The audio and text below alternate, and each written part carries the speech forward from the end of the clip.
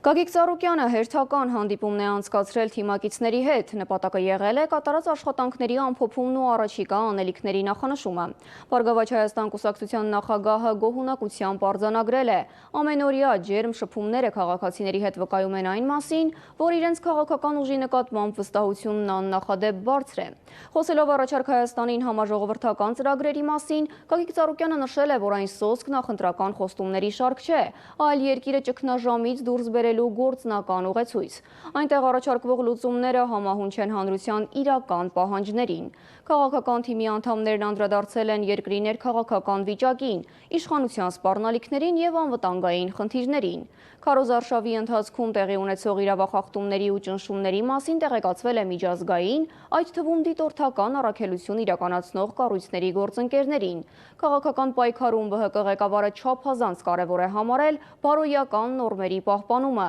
կրկին հորդորելով թիմակիցներին քարոզարշավն անցկացնել առանց վիրավորանքների, երբեք չթիրախավորել որևէ մեկի ընտանիքը։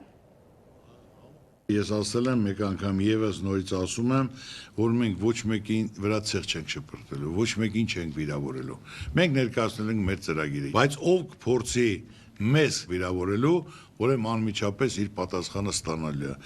Անձնաստանալու երբեք ընտանիք մտնել չկա։ Սա հիմնական մեր մեծությունն է, մեր բարձրությունն է, մեր կլասն է, որ քաղաքականության մեջ ընտանիք մտնելը դա ճիշտ չի, որ մեզ վիրավորեն էլ միայն ու միայն իրեն, ընտանիք, դա մենք մոռանում ենք, դա հենց մեր մեծությունն է,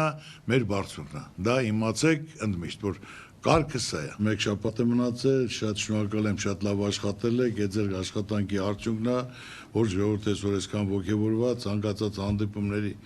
ինքնաբուխ գալիս են, լսում են, իրենց խոսքերն ասում են։ Շարունակում եք այս 7 օրը առանց հանգստի, հարգանքով, քաղցր, ժողովրդի հետ ջերմ։